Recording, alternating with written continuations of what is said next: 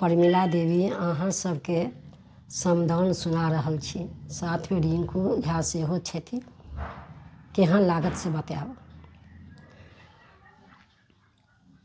परम पवित्र भूमि जनक नगरिया से जनक नगरिया से लिखतनि सीता के विदाई रे कहरिया लिखतनि सीता के विदाई रे कहरिया एक कोस गेली सीता दुई कोस गेली से दुई कोस गेली तेसरे में लागल पियास रे कहरिया तेसरे में लागल पियास रे कहरिया बाबा के पोखरिया में निरामल पानिया से निरामल पानिया से के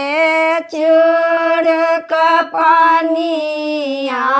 पिया रे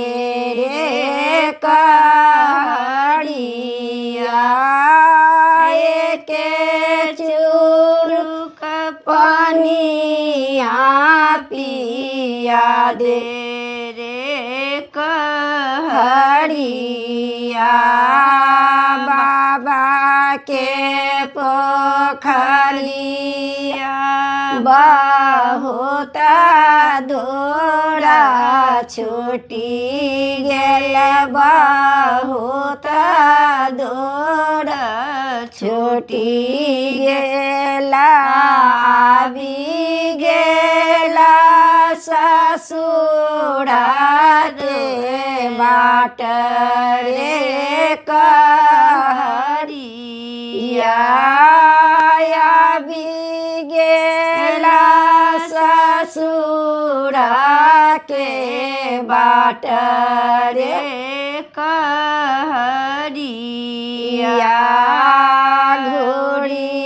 जइयौ घूरी जइयौ भैया सहोदरा भैया सहोदरा माँ के कहबनि बुझाई रे कहरिया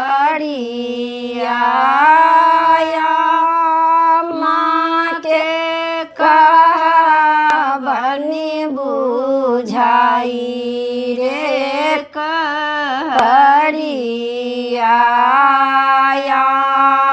माँ के कहबनि पत्थर भये बैसती पत्थर भये बैसती हम बैसबहिया हारी रे कहरिया हम बैसबहिया हारी रे कहरिया हम बैसबहिया